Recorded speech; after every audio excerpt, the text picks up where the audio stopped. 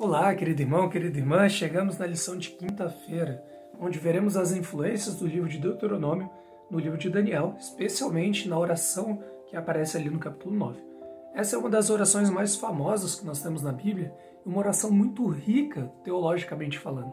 Inclusive o título da nossa lição é a oração de Daniel, né? Essa oração ali representada no capítulo já mencionado. Perceba que a oração de Daniel ela se dá em um contexto muito intrigante.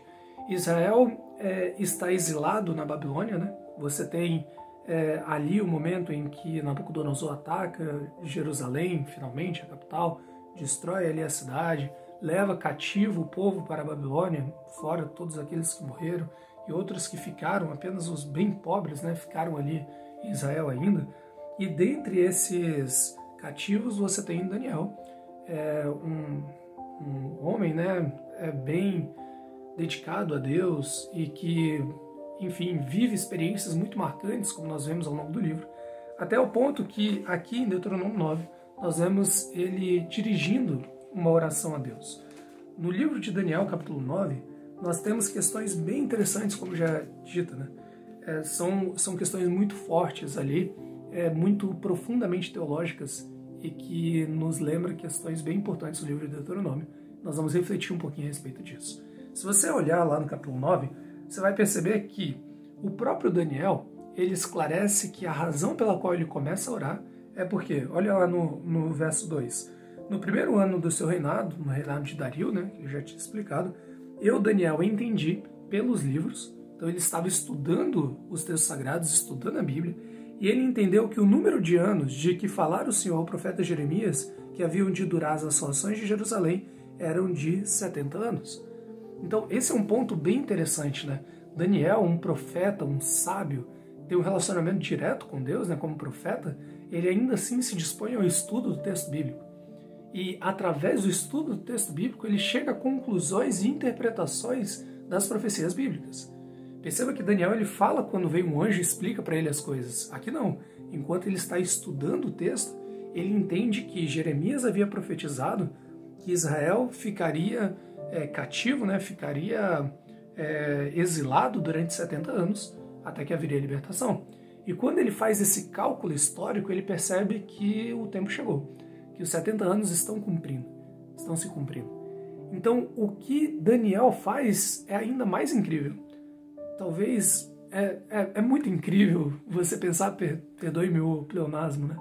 É incrível você pensar que um profeta ele estuda a Bíblia profundamente e que por vezes nós que não temos esse relacionamento especial com Deus, né, não temos a prática de estudar. É uma coisa incrível pensar da importância do contato com o texto, mas ainda mais interessante é pensar o quão profundamente Daniel conhece esse texto. E ele faz inclusive menção, né, 2 vezes à lei de Moisés, como o autor da lição lembra, no verso 11 e no verso 13, aqui que engloba, né, os 5 primeiros livros da Bíblia, inclusive o livro de Deuteronômio, talvez especialmente esse livro.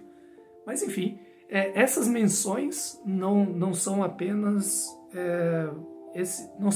essas menções, né, que deixam claro para a gente o contato e o conhecimento que Daniel tem do livro.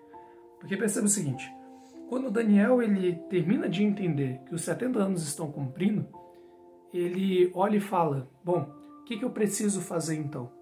Ele se lembra então lá de Deuteronômio, quando as estipulações da aliança são expostas, né, por Deus, quando Deus ele fala, olha, se você descumprir a minha vontade, se você fizer o que é mal perante os meus olhos, se você finalmente romper a minha aliança e não se voltar a mim, eu vou derramar essas maldições e a final, ou a pior das maldições, será o exílio, o afastamento do povo. Mas, aí ele vai falar, né, a qualquer momento, se você decidir se voltar a mim, se arrepender dos seus pecados, eu vou te ouvir e vou te restituir a terra. Você vai voltar a ter o meu favor. Esse é um ponto bem interessante. Então Daniel, ele ciente disso, o que ele pensa? Bom, já que o tempo está acabando, o que eu preciso fazer? Eu preciso orar. Eu preciso buscar a Deus para que ele possa estar se voltando a nós e fazendo cumprir sua profecia. Isso é uma profecia condicional, obviamente. Sabe aquele textinho, se meu povo, que se chama pelo meu nome, se humilhar e orar, que tem até músicas muito bonitas então os ouvirei. Então, assim, esse texto é exatamente nesse contexto que nós vemos. O texto lá de Deuteronômio que vai falar mais ou menos isso, olha, se você que está lá longe ou que está padecendo, se voltar a mim e pedir a mim, eu vou te ouvir novamente e vou ali sarar a sua terra, fazer aquilo que você precisa, né, para te restaurar. Então é por isso que Daniel ele vai se voltar a Deus em oração. Ali ele confessa os seus pecados, confessa o pecado do seu povo, e após fazer tudo isso, ele finalmente joga para Deus e fala: Senhor, fiz o que o Senhor mandou. Por favor, venha e cumpra a sua parte da aliança, a sua promessa de misericórdia. Isso porque o livro de Deuteronômio, ele ensinava, assim como os demais livros ali do Pentateuco, para Daniel, tanto a raiz do problema, quanto a forma de se solucionar essa questão que agora eles estavam inseridos. Perceba que o livro de Deuteronômio ele traz essa questão, não apenas nos mostrar os problemas que vivemos, mas também a esperança ou o modo de resolvê-los.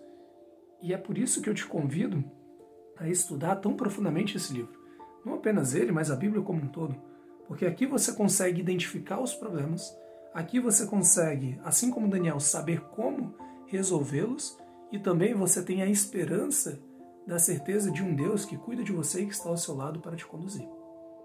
Que Deus te abençoe e que no contato com a palavra dele você consiga agir como Daniel diante de problemas tão grandes como os dele.